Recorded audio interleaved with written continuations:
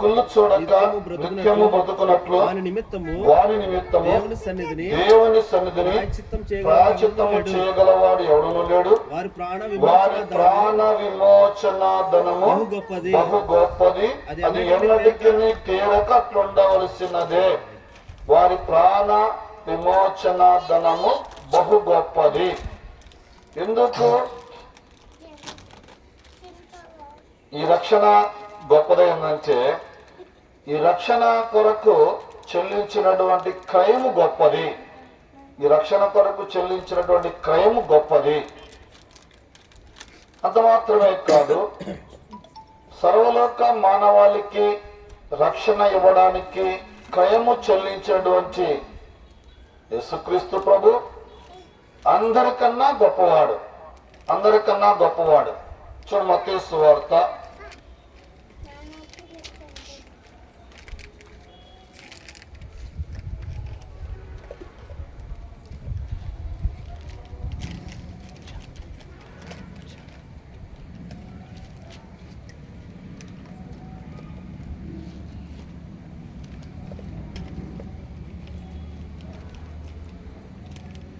సువార్త 11వ అధ్యాయము 11వ వచనం.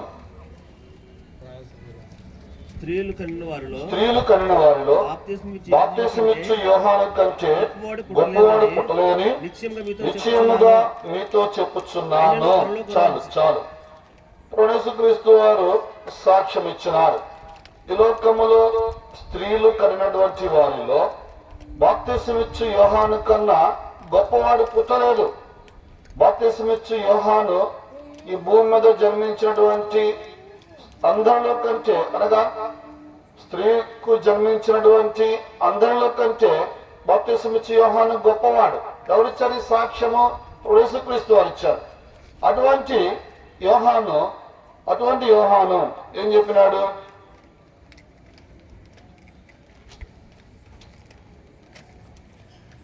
మత్తయి సువార్తలోనే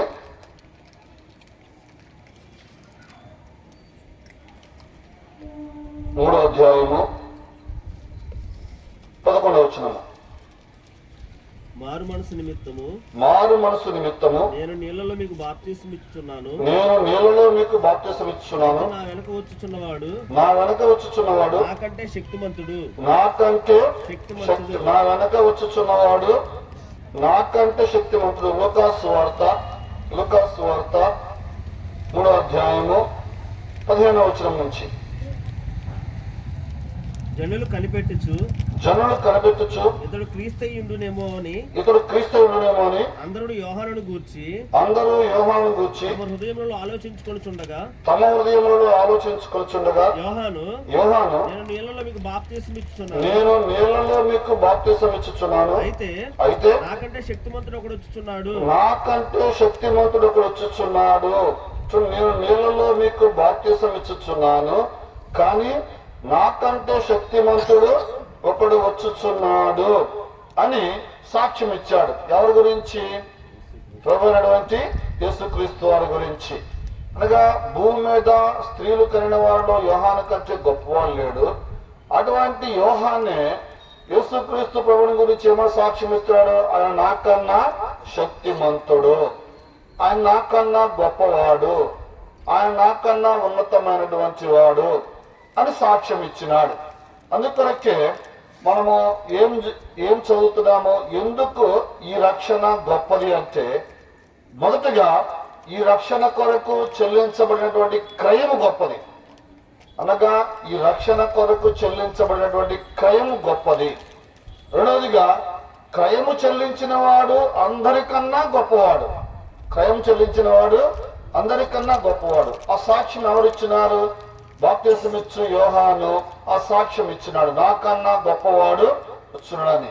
అంత మాత్రమే కాదు, యోహాను రాసినటువంటి 1వ పత్రిక 4వ అధ్యాయము 4వ వచనము. యోహాను రాసిన 1వ పత్రిక 4వ అధ్యాయము 4వ వచనము. చిన్నపిల్లలారా మీరు దేవుని సంబంధులు, మీలో ఉన్నవాడు లోకములో ఉన్నవాని కన్నా గొప్పవాడు. మీలో ఉన్నవాడు లోకములో ఉన్నవాని కన్నా గొప్పవాడు. కాబట్టి మొట్టమొదటిగా ఎందుకు ఈ రక్షణ గొప్పది అంటే, ఈ రక్షణ సర్వలోక మానవాళికి ఇవ్వడానికి చెల్లించినటువంటి క్రయము గొప్పది. ఆ క్రయం ఏంటనేది మనం చూస్తాం తర్వాత. రెండవదిగా ఆ సర్వలోక మానవాళికి రక్షణ అనుగ్రహించడానికి ఆ క్రయము చెల్లించిన వాడు అందరికన్నా గొప్పవాడు, అందరికన్నా గొప్పవాడు. అందుకొరకే ఈ రక్షణ గొప్ప రక్షణ అయింది. అంత మాత్రమే కాదు, ఒకవేళ మన కొరకు మనకి గొప్ప రక్షణ అనుగ్రహించడానికి ఆ గొప్పవాని చేత ఆ గొప్ప క్రయము చెల్లించి ఉండకపోయినట్లయితే మనము పొందేటువంటి శిక్ష కూడా ఎటువంటి శిక్ష? అది గొప్ప శిక్ష, భయంకరమైనటువంటి శిక్ష. ఎలాంటి శిక్ష? అగ్ని ఆరదు, పురుగు చావదు. యుగాయుగములు ఆ యొక్క నరకములు, అగ్నిగుండములు మండుతూ యాతన పడుతూ ఉండవలసిందే. ప్రియా సహోదరుడా, సహోదరి, మనం గమనించినట్లయితే నాట్ ఓన్లీ బైబిల్, అనగా బైబిల్ గ్రంథం మాత్రమే కాదు, ఈ లోకంలో ఉన్నటువంటి అన్ని ధర్మాల గురించి రాయబడినటువంటి అన్ని గ్రంథాల్లో కూడా, ఈ లోకంలో జన్మించిన ప్రతి మానవుడు కూడా చనిపోతాడనే రాశారు. అన్ని గ్రంథాల్లో, అన్ని ధర్మాల్లో కూడా ఈ లోకంలో జన్మించినటువంటి మానవుడు తప్పనిసరిగా చనిపోతాడు అని రాశారు. అయితే చనిపోయినటువంటి మానవుడు ఎక్కడికి వెళతాడు?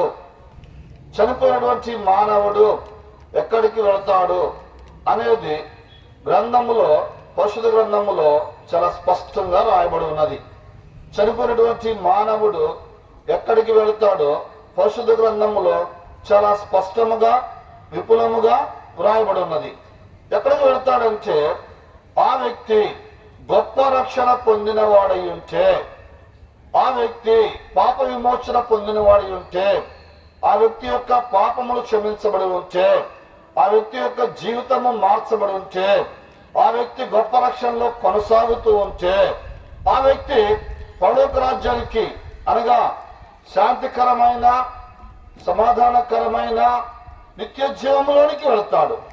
ఒకవేళ ఆ వ్యక్తి ఈ లోకంలో తన ఇష్టానుసారముగా నా ప్రాణమా తినుము, త్రాగుము, సుఖించుము, నీ ఇష్టానుసారముగా జీవించుము అన్నట్లా ఈ లోకంలో జీవిస్తే, ఆ వ్యక్తి ఈ రీతిగా సువార్త వినియు యేసుక్రీస్తు ప్రభువు రక్షకుడని ఎరిగి కూడా, ఆయన యొక్క గ్రంథం గురించి ఎరిగి కూడా ఎవరైతే యేసుక్రీస్తు ప్రభు అని వారి నోటితో ఒప్పుకోరో, వారు భయంకరమైనటువంటి నరకములోనికి వెళ్తారు, అగ్నిగుండములోనికి వెళ్తారు. అక్కడ ఎలాగుంటుంది? అగ్ని ఆరదు, పురుగు చావదు. అంటే పరలోకములో కూడా రక్షణ పొందిన వారు, యేసుక్రీస్తు ప్రభుని సొంత రక్షకునిగా అంగీకరించిన వారు వెళ్ళేటువంటి ఆ పరలోక రాజ్యములో కూడా మనుషులు యుగాయుగములు జీవించుంటారు. నిత్య సంతోషముతో, నిత్య సమాధానముతో, నిత్య శాంతితో జీవించుంటారు. అలాగే రక్షణ పొందకుండా, పాపక్షమాపణ, మారు మనసు పొందకుండా, ఇంకా పాపములోనే, దోషములలోనే జీవిస్తూ ఈ లోకాన్ని విడిచిపెడితే, అటువంటి వారు నరకంలోనికి, అగ్నిగుండములోనికి వెళతారు. అక్కడ కూడా యుగాయుగములు జీవిస్తారు. పరలోకములో జీవించేవారు యుగాయుగములు జీవిస్తారు, నరకములో జీవించేవారు కూడా యుగాయుగములు జీవిస్తారు. గమనించాలి, రెండు స్థలాల్లో ఏ స్థలానికి వెళ్ళినా వారు యుగాయుగములు జీవించేవారుగా ఉంటారు. పరలోకంలో ఉంటే వారికి సంతోషం ఉంటుంది, వారికి శాంతి ఉంటుంది, వారికి నెమ్మది ఉంటుంది. నరకములో ఉంటే అక్కడ యాతనకరమైనటువంటి స్థలము, వేదనకరమైనటువంటి స్థలము, నిత్యము బాధ భరించలేనటువంటి ఆ యొక్క నరక శిక్షలో యాతన పడుచు కేకలు వేస్తూ ఉండవలసిందే. కాబట్టి ఆ స్థలము నుంచి తప్పించేది రక్షణ, అనగా వేదనకరమైన, యాతనకరమైన, బాధకరమైనటువంటి స్థలములోనికి నీవు నేను పోకుండా ఆ స్థలములోనికి మనల్ని వెళ్ళనీయకుండా తప్పించేదే రక్షణ. కాబట్టి ఈ రాత్రికాల సమయంలో ఇంత గొప్ప రక్షణను నిర్లక్ష్యము చేసిన యెడల ఎలాగ తప్పించుకుంటావు? తప్పించుకోలేవు. ప్రియ సహోదరుడా, సహోదరి, మా పట్టణస్థులారా, మా ప్రియ స్నేహితులారా, ఈ రక్షణను నిర్లక్ష్యము చేస్తే తప్పించుకోలేవు. గ్రంథములో కొన్ని సందర్భాలు చూద్దాం. ఈ రీతిగా ఇప్పుడు ఏ రీతిగా అయితే మీకు రక్షణ సువార్త వినిపించబడుతూ ఉందో, అదే రీతిగా వారు పొందబోయేటువంటి నష్టముల గురించి వినిపించబడినప్పుడు కొంతమంది విన్నారు, అంగీకరించారు, ఆ భయంకరమైనటువంటి నష్టము నుండి తప్పించబడ్డారు. కొంతమంది వినలేదు, విన్నారు, అంగీకరించలేదు, ఆ యొక్క నష్టం నుండి తప్పించబడలేదు. కొన్ని సందర్భాలు చూద్దాం. చూడండి, మొదటిగా ఆదికాండము 19వ అధ్యాయము. ఆదికాండము 19వ అధ్యాయము.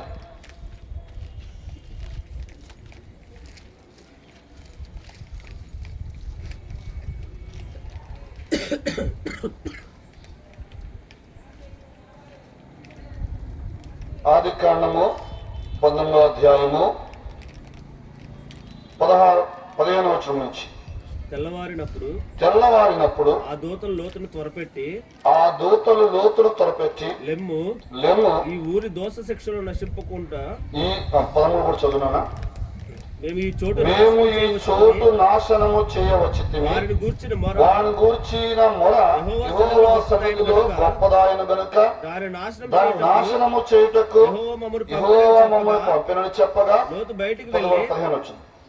తెల్లవారినప్పుడు ఆ దూతలు లోతును త్వరపెట్టి లెమ్ము ఈ ఊరి దోష శిక్షలు నశించిపోకుండా నీ భార్యను ఇక్కడ నీ 2 కుమార్తెలను తీసుకొని రమ్మని చెప్పిరి.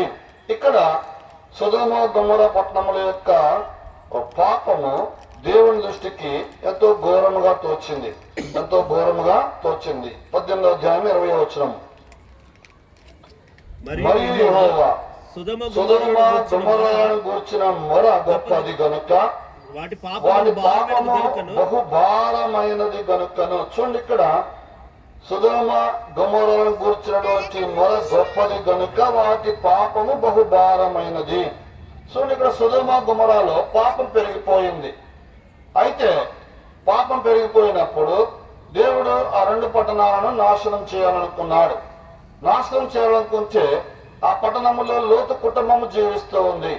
అబ్రహాముకు ఆ సంగతి తెలియజేసినప్పుడు లోతు కుటుంబం గురించి అబ్రహాము ప్రార్థించినప్పుడు అబ్రహాము యొక్క ప్రార్థన విన్నటువంటి దేవుడు లోతు కుటుంబమును వెలుపడకు తీసుకుని రావడానికి దూతలకు చెప్పినాడు. అయితే ఆ దూతలు లోతుగా సంగతి చెప్పిన తర్వాత ఇప్పుడు చదువునాను 14వ వచనం.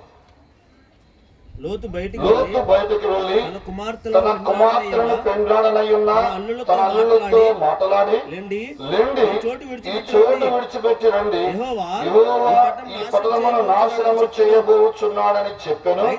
అయితే అతడు తన అల్లుల దృష్టికి ఎగతాళి చేయువాని వలె ఉండెను.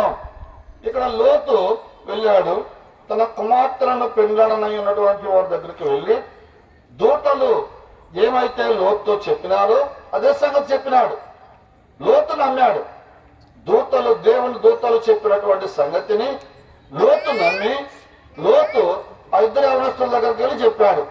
అయితే ఆ 2 యవనస్తుల లోతులు ఏం చేశారంట?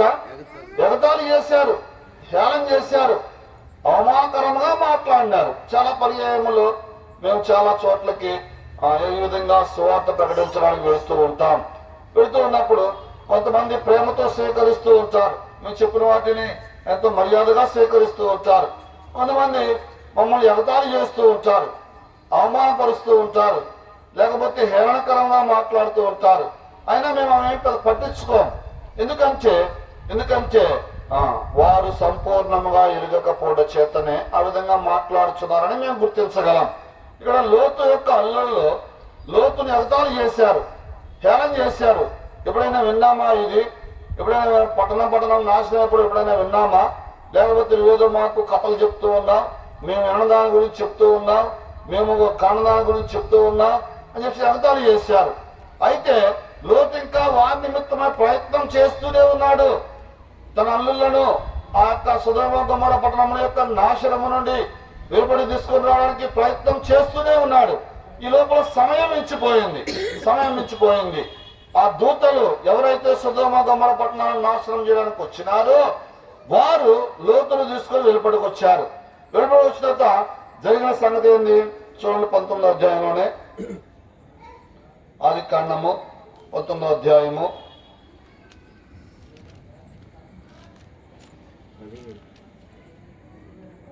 25వ వచనం లేదా 23వ వచనం నుంచి.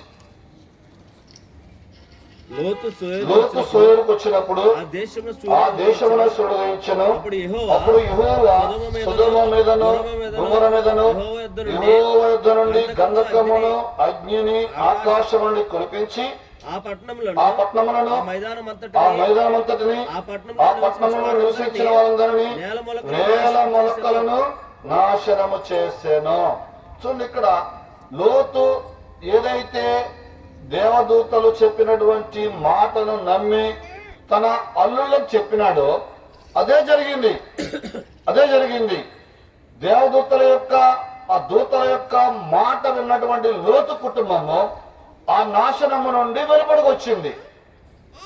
ఆ లోతు యొక్క మాటలు వినటువంటి ఆ యొక్క యవనస్తులు ఆ యొక్క పట్టణస్థులలో ఉన్నటువంటి అందరితో కూడా వారు కూడా నాశనం అయిపోతూ వచ్చారు. వారు కూడా లయమైపోతూ వచ్చారు. వారు కూడా ఎంతో ఘోరమైనటువంటి శిక్షకు గురవుతూ వచ్చారు. కారణం ఏంటంటే లోతు చేత వారికి ప్రకటించబడినటువంటి ఆ యొక్క రక్షణ సువార్తను వారు నిర్లక్ష్యం చేశారు. రక్షణ సువార్త యొక్క హెచ్చరికను నిర్లక్ష్యం చేశారు.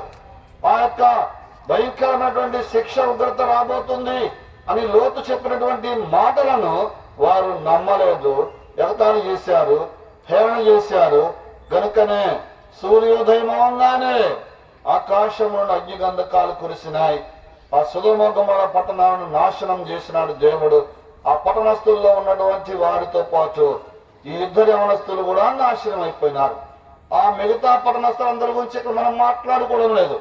లోతు ఎవరితో అయితే సంభాషించినాడో వాడి గురించి మాట్లాడుకుంటూ ఉన్నాం. ఈ మాదిరిగా ఇప్పుడు ఏ రీతిగా అయితే మీకు రక్షణ సువార్త వినిపించబడుతూ ఉందో అదే మాదిరిగా ఆ రాత్రికాల సమయంలో లోతు వెళ్లి ఆ ఇద్దరు యవనస్తులతో మాట్లాడినాడు. అయ్యలారా, నాయనలారా, నా మాట వినండి. దేవుడు చెప్పినాడు, ఈ పట్టణాల యొక్క పాపస్థితి ఘోరమైపోయింది, దేవుని దృష్టికి ఎంతో ఘోరమైపోయింది. తెల్లవారితే దేవుడి పట్టణాన్ని నాశనం చేయబోతూ ఉన్నాడు. గనుక రండి, వెలుపడికి పోదాం. ఈ నాశనములో నుండి, ఈ భయంకరమైన శిక్షలో నుండి, అగ్ని గంధకాల నుండి తప్పించుకుందాం. మేము వెళ్తున్నాం, మాతో కూడా రండి అని చెప్పినారు. కానీ వారు వినలేదు, ఎగతాళి చేశారు, హేళన చేశారు. లోతు ఇంకా బతుకులాడుతూనే ఉన్నాడు. సమయం మించిపోయింది. ఆ దూతలు లోతు కుటుంబాన్ని వెలుపడి తీసుకుని వచ్చారు. ఆ మాట వినటువంటి ఆ ఇరువురు యవనస్తులు ఆ యొక్క అగ్ని గంధకాలతో మాడి మసైపోయినారు. ఎంత ఘోరమైనటువంటి పరిస్థితి! ప్రియా సహోదరుడా, సహోదరి, ప్రియా స్నేహితులారా, ఇందులో రాయబడిన సంగతులు సత్యము. ఇవేమి కట్టుకథలు కాదు, మానవుల యొక్క కల్పితాలు కాదు. పరిశుద్ధ గ్రంథంలో రాయబడినటువంటి ప్రతి మాట సత్యం. ఇంచుమించుగా 1600 సంవత్సరములు 40 మంది ప్రవక్త భక్తుల చేత ఈ గ్రంథం రాయబడుతూ వచ్చింది. గ్రంథం యొక్క ఆది కాండం నుంచి ప్రారంభమై ప్రకటన గ్రంథంతో ముగించబడుతుంది. గ్రంథం యొక్క మొదటి అధ్యాయము మొదటి మాట నుండి చివరి మాట వరకు, అనగా ఈ గ్రంథంలో 66 పుస్తకాల్లో మొదటి పుస్తకము మొదటి మాట నుండి చివరి పుస్తకము చివరి మాట వరకు కూడా ఒకే ఒక్క వ్యక్తి గురించి రాయబడుతూ వచ్చింది. ఈ 1600 సంవత్సరములలో రాసినటువంటి 40 మంది భక్తులు కూడా ఒక్క వ్యక్తి గురించే రాస్తూ వచ్చారు. ఆయనే ప్రభువైన యేసుక్రీస్తు వారు. ఆయన ఈ లోకములకు గొప్ప రక్షణ ఇవ్వడానికి మనుష్య కుమారునిగా ఈ లోకానికి వచ్చినటువంటి ఆయన. ఈ 40 మంది భక్తులు 1600 సంవత్సరముల కాలములో ఒకే వ్యక్తి గురించి రాయాలంటే మానవుల చేత అయ్యేటువంటి పని కాదు. పరిశుద్ధాత్మ దేవుడే ఆ రీతిగా వ్రాయించినాడు. దేవుని చేత రాయబడినటువంటి గ్రంథం ఈ పరిశుద్ధ గ్రంథం. ఇందులో రాయబడిన మాటలు సత్యమైనటువంటి మాటలు, కల్పితములు కాదు. ఆ మాటను ఆధారం చేసుకునే రాత్రికాల సమయంలో ఈ గొప్ప రక్షణ గురించి మీకు తెలియజేస్తూ ఉన్నాం. ఈ యొక్క సొదొమ గొమొర్రాలో ఉన్నటువంటి ఆ ఇరువురు యవనస్తులు లోతు చేత వారికి జరగబోయేటువంటి నష్టము, రాబోయేటువంటి ఉగ్రత తెలియచేసినప్పటికీ కూడా వారు నమ్మలేదు, విశ్వసించలేదు, నిర్లక్ష్యం చేశారు, ఎగతాళి చేశారు, హేళన చేశారు. అయితే తెల్లవారిన వెంటనే ఏ ఉగ్రత అయితే వస్తుందని లోతు ప్రకటించినాడో అదే ఉగ్రత పట్టణాల మీదకి వచ్చింది. భయంకరమైన నాశనములో ఆ పట్టణస్తులతో పాటు ఆ యొక్క సువార్త ప్రకటించబడిన ఇరువురు యవనస్తులు కూడా నాశనం అయిపోయారు. అంత విచారకరమైన సంఘటన. ఒకవేళ తెలిసి ఉండకపోతే వేరే సంగతి, వారికి తెలియజేయబడి ఉండకపోతే వేరే సంగతి. తెలియజేయబడిన తరువాత వారు ఆ ఉగ్రతలో నాశనం అయిపోయారు. ఆ రీతిగా ఏలూరు పట్టణంలో, ఈ వెంకటాపురం ఈ ప్రాంతంలో ఉన్నటువంటి ప్రజలు, మా ప్రియులు, మా స్నేహితులు భయంకరమైనటువంటి నరకము, అగ్నిగుండములో పడిపోకూడదని ప్రేమతో దేవుని యొక్క ప్రేరేపణ చేత ఈ విధముగా మీకు సువార్తను ప్రకటించడానికి వచ్చినాం. ఇంత గొప్ప రక్షణను నిర్లక్ష్యము చేసిన యెడల ఎలా తప్పించుకుంటావు? ఇదే మిక్కిలి అనుకూలమైన సమయము, ఇదే రక్షణ దినము. ఈ మొదటి గుంపు ఆ యొక్క భాగ్యమును పోగొట్టుకున్నారు. రెండవదిగా చూద్దారండి, ఆది కాండములోనే 6వ అధ్యాయం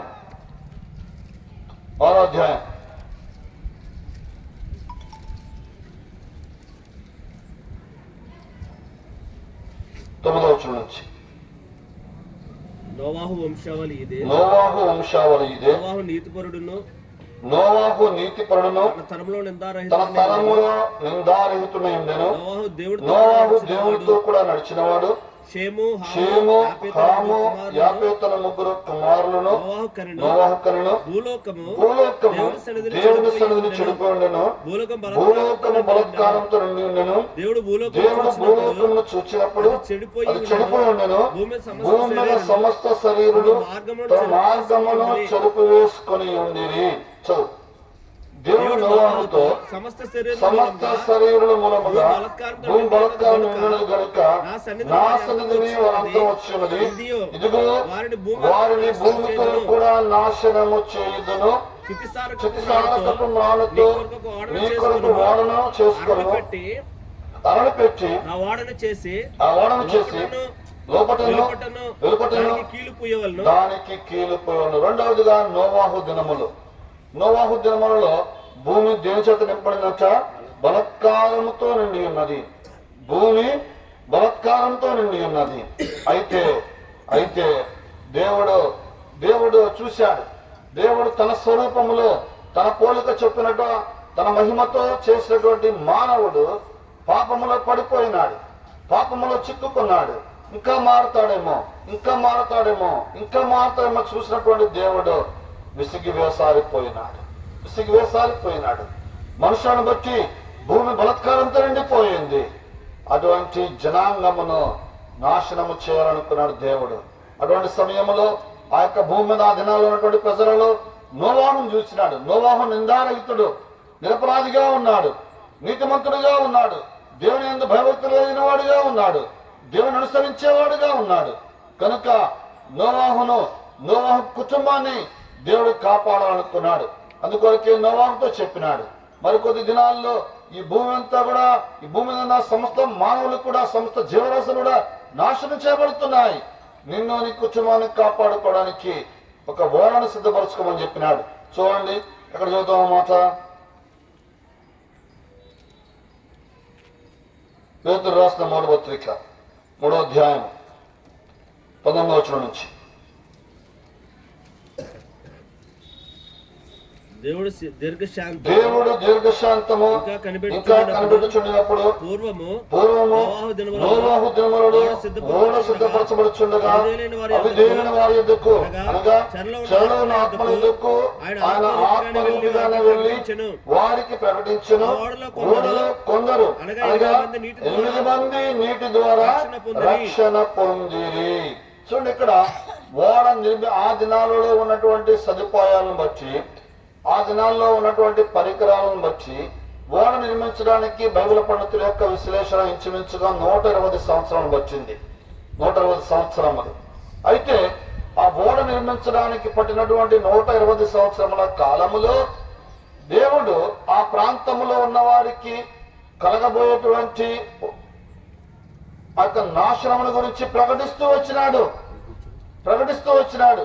మరికొద్ది దినాల్లో భూమి మీద ఉన్నటువంటి సమస్త జీవరాశులు నాశనం చేయబడుతూ ఉన్నాయి. సమస్త జీవరాశులు కూడా తుడిచిపెట్టబడుతూ ఉన్నాయి. భూమి అంతా కూడా అగాధ జలముతో నింపబడుతూ ఉంది అని ప్రకటించినాడు. ఆయన చెప్పిన మాటలు నోవాహు యొక్క కుటుంబంలో ఉన్న 7 నోవాహుతో కలిపి 8 మంది మాత్రమే నమ్మారు. వారెవరు కూడా నమ్మలేదు, విశ్వసించలేదు. కారణం ఏమిటి? అప్పటి వరకు భూమి మీద వర్షం కురవలేదు, అప్పటి వరకు భూమి మీద వరదలు రాలేదు, ఆకాశంలో వర్షం పడలేదు. కాబట్టి ప్రజలు విశ్వసించలేదు. అయినప్పటికీ కూడా దేవుడు వారికి ప్రకటించినాడు. అటువంటి సమయంలో నోవాహు నమ్మాడు, నోవాహు యొక్క కుటుంబం నమ్మింది. ఇంచుమించుగా 120 సంవత్సరముల వారికి ప్రకటించబడుతూ వచ్చింది. అయితే ఆ 8 మంది మాత్రమే నమ్మారు. చూడండి, ఆదికాండము 7వ అధ్యాయం 20వ వచనం నుంచి.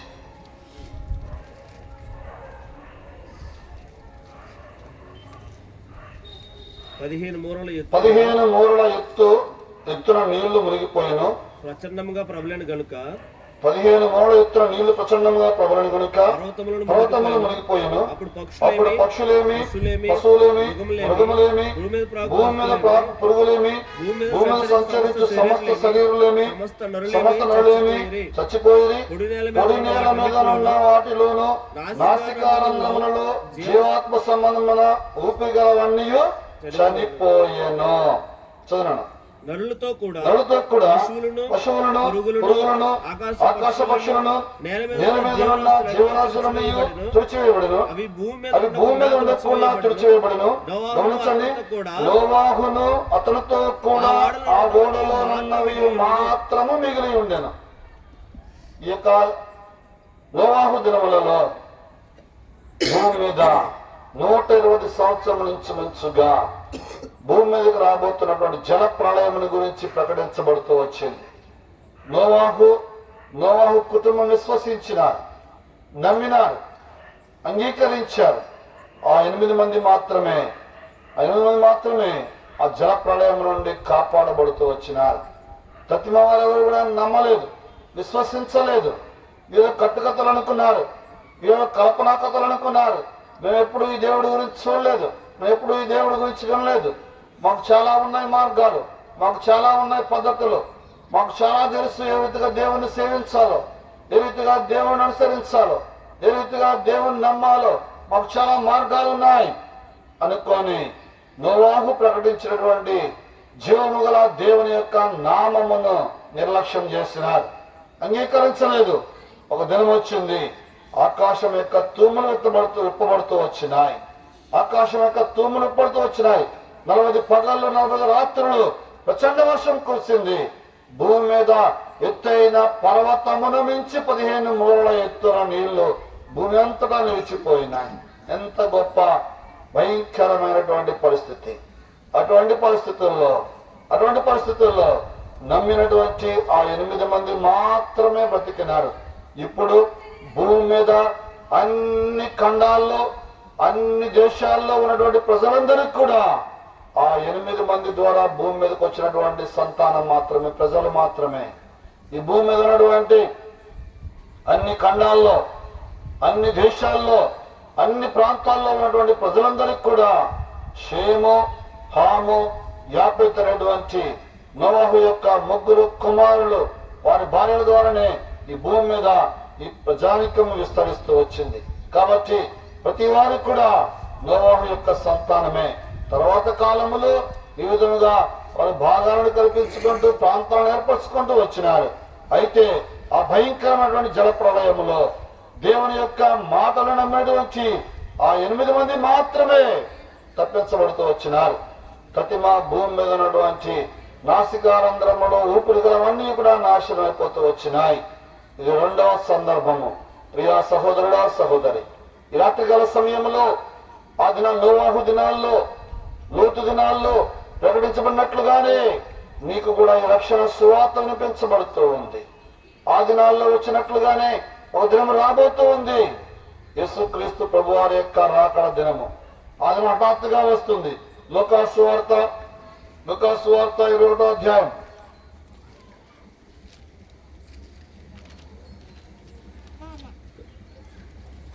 34వ వచనం నుంచి. మీ హృదయములు ఒకవేళ తిండి వలన మత్తు వలన ఐహిక విచారం వలన మందముగా ఉన్నందున ఆ దినము అకస్మాత్తుగా మీ మీదికి ఉరి వచ్చినట్టు రాకుండా మీ విషయమై మీరు జాగ్రత్తగా ఉండుడి. ఆ దినము భూమి అందంతటా నివసించే వారందరి మీదకి అకస్మాత్తుగా వచ్చును. ఎలా వస్తుంది ఆ దినము? అకస్మాత్తుగా వస్తుంది. నీవు అనుకోని గడియలో, నీవు ఊహించని గడియలో, నీవేమాత్రము కూడా ఆలోచన చేయనటువంటి గడియలో దినం వస్తుంది. ఆ దినము భయంకరమైనటువంటి దినము. చూడండి, ప్రకటన గ్రంథము 6వ అధ్యాయం 15వ వచనం నుంచి, లేకపోతే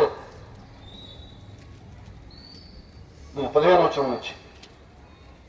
భూరాజులను గణులను సహస్రాధిపతులను ధనికులను బలిష్ఠులను ప్రతి దాసుడును ప్రతి స్వతంత్రులను కొండ గుహలలోను బండల సందుల్లోను దాక్కుని సింహాసనాసీనుడైన వాని యొక్కయు గొర్రెలకి ఉగ్రత మహాదినం వచ్చును. దానికి తాళ జాలిన వాడెవడు? దేవుని గొర్రెపిల్ల యొక్క ఉగ్రత మహాదినమును తాళ జాలగలిగిన వాడు భూమి దేవుడు కూడా లేరు. గనులు, సహస్రాధిపతులు, రాజులు, అధికారులు ఎవరు కూడా దాని నుంచి తప్పించుకోలేరు.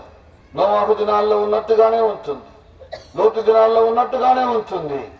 అయితే ఆ ప్రజలు దేవుని చేత, ఆయన భక్తుల చేత ప్రకటించబడినటువంటి మాటలను నమ్మలేదు.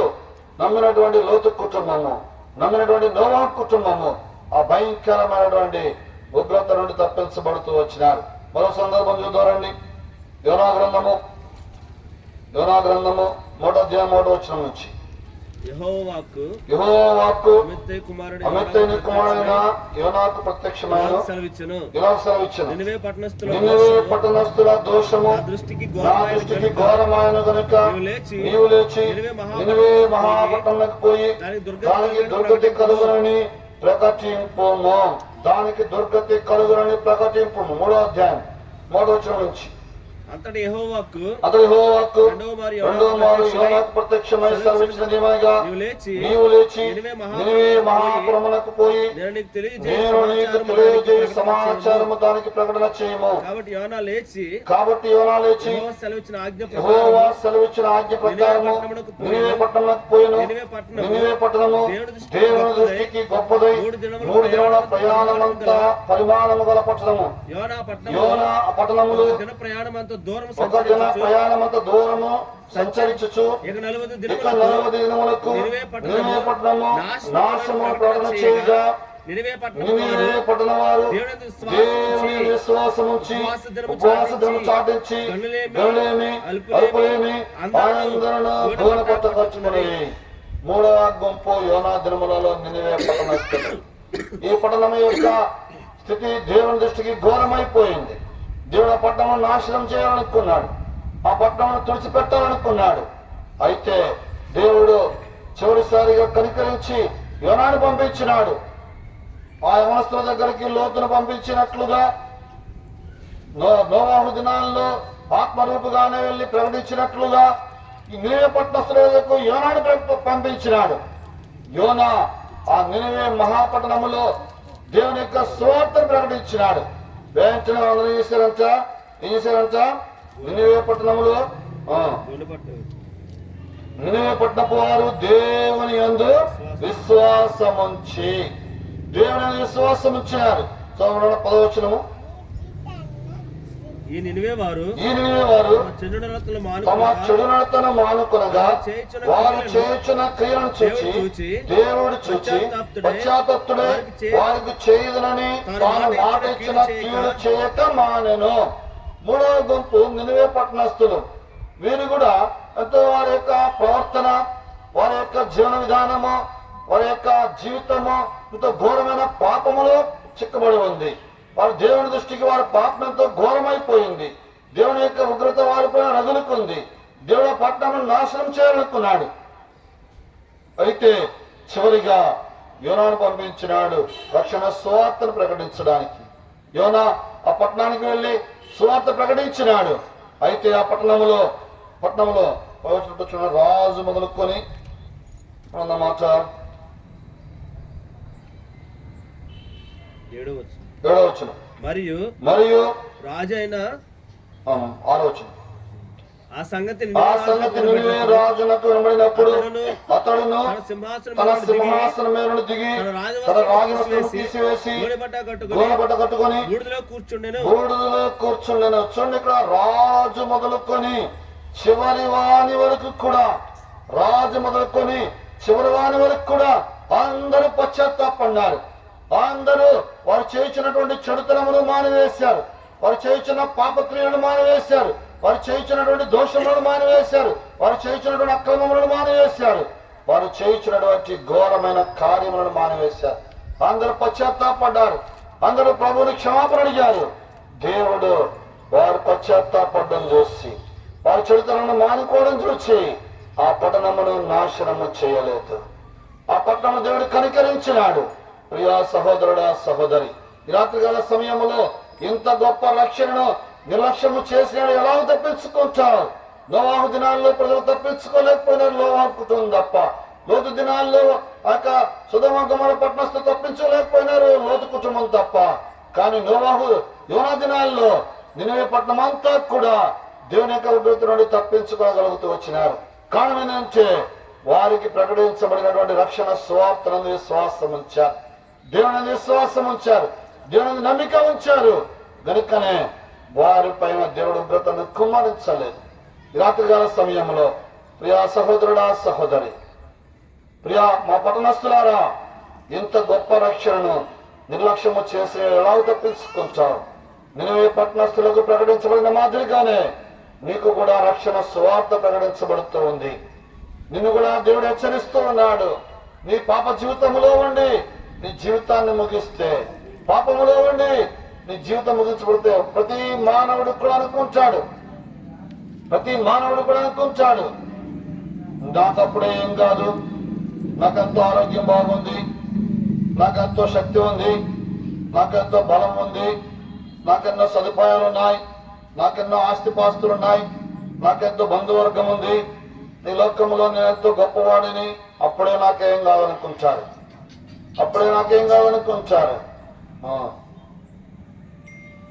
పరిశుద్ధ గ్రంథం బైబిల్లో ఏమనబడిందంటే, మానవుని యొక్క జీవితం ఏర్పడదంటే ఇంతలో కనబడి అంతలో మాయమైపోయే నీటి ఆవిరి వంటిది. ఈ మధ్యకాలంలో ఒక యవనస్తుడైనటువంటి డాక్టర్, ఆయన గుండెకు సంబంధించినటువంటి డాక్టర్, ఎంతో మందికి వైద్యం చేసినాడు.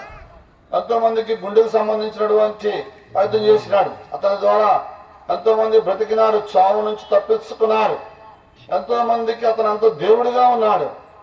కానీ తర్వాత ఆయనకే గుండెపోటు వచ్చింది.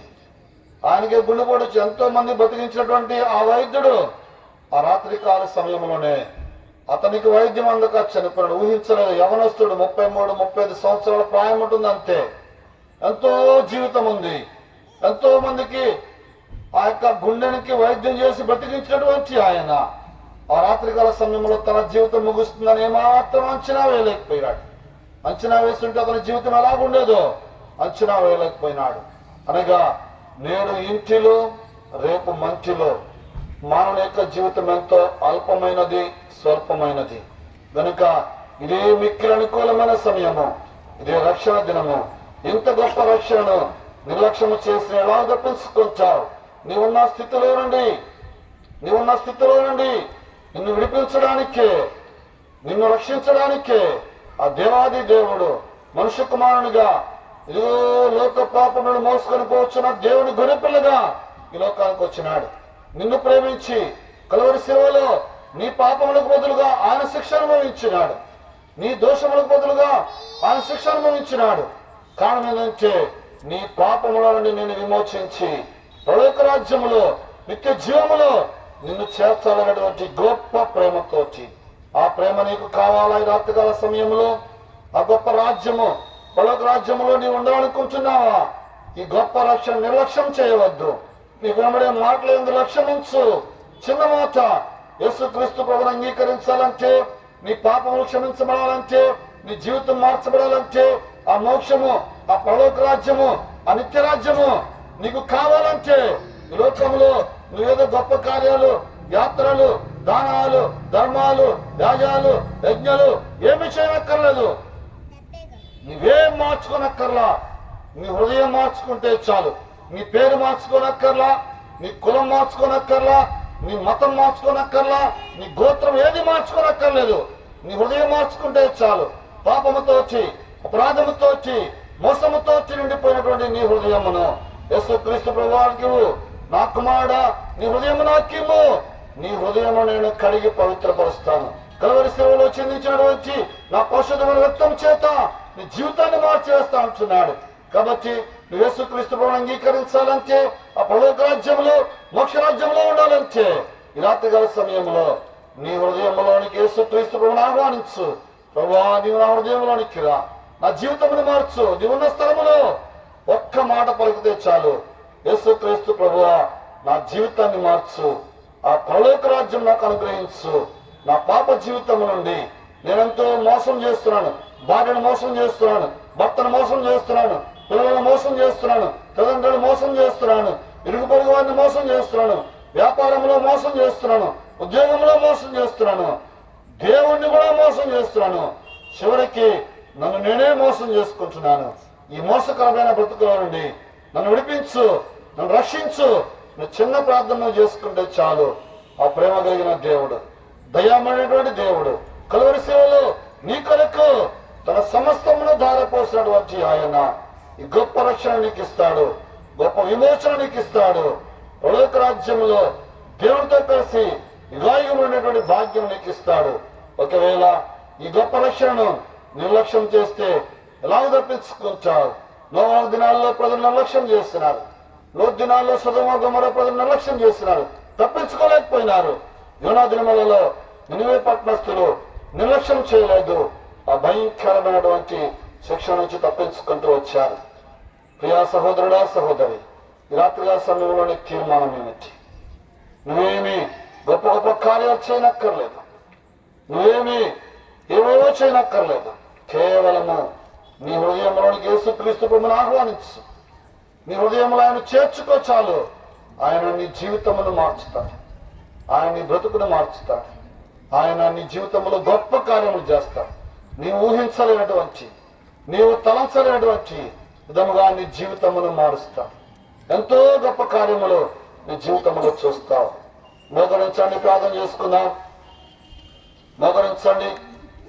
ప్రవచనాడు ఎంత గొప్ప రక్షణను నిర్లక్ష్యం చేసి ఎలా తప్పించుకుంటాం? నిర్లక్ష్యం చేయవద్దు.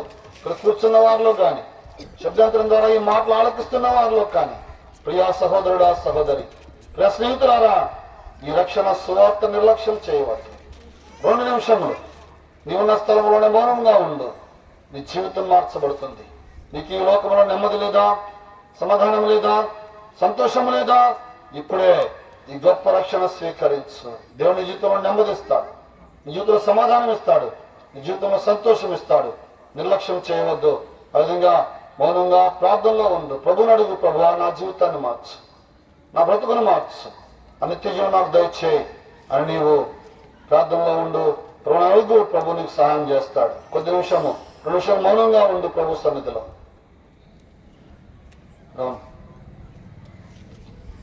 రవికుమార్, అందరూ మోకరించండి, కళ్ళు మూసుకోనండి.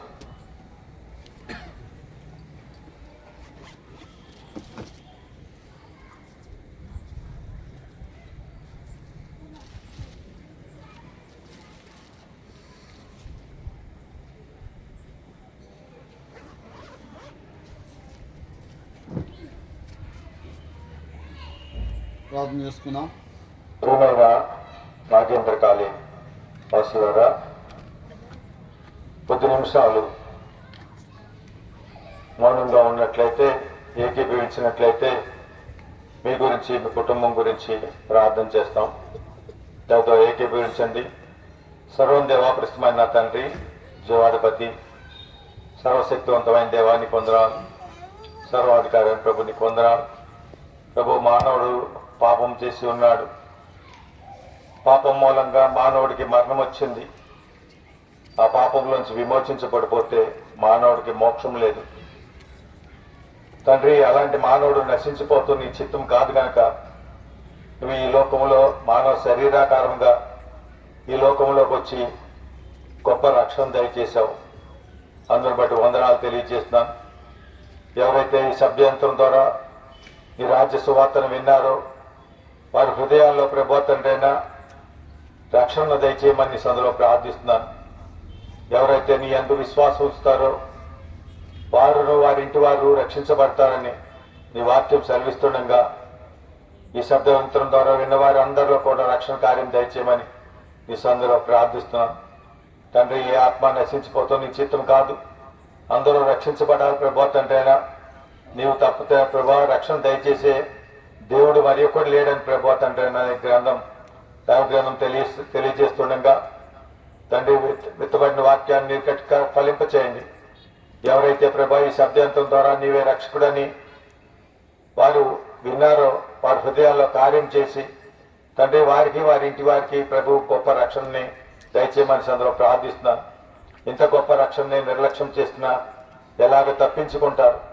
లోతు కాలంలో ప్రభు తండ్రైనా విత్తబడిన వాక్యాన్ని నిర్లక్ష్యం చేసి వారి నాశనాన్ని కొని తెచ్చుకున్నారు. అలాగే నోవాహు కాలంలో కూడా విత్తబడిన వాక్యాన్ని నిర్లక్ష్యం చేసి వారి నాశనం తెచ్చుకున్నారు. నినివే పట్టణస్తులు వారు నీ యందు విశ్వాసం ఉంచి వారు రక్షించబడ్డారు. అలాగే నాగేంద్ర కాలనీ వాసుల్లో ఎవరైతే ప్రభా నీ వాక్యాన్ని విన్నారో నీ యందు విశ్వాసం ఉంచి వీరందరికీ రక్షణ దయచేయమని, మహిమ గంత ప్రభావాలు మీరే పొందుకోమని సర్వశక్తివంతుడు పరిశుద్ధుడైన యేసుక్రీస్తు నామమున స్తుతించి ప్రార్థిస్తున్న పరమ తండ్రి, ఆమేన్.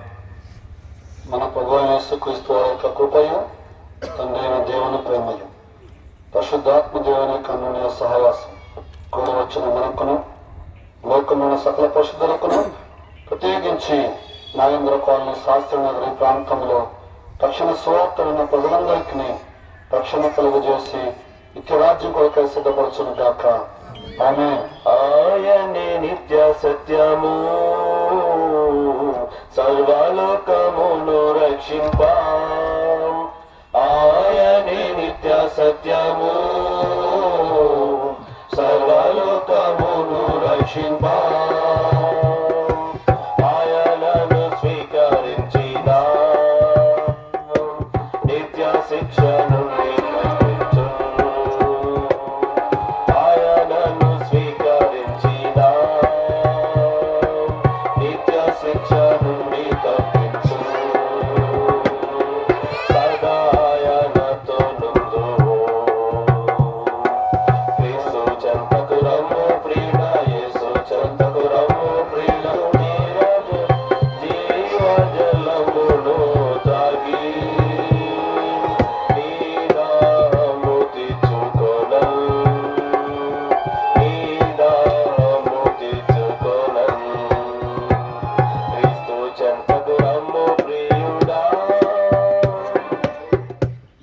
అందరికీ ప్రైజ్లా.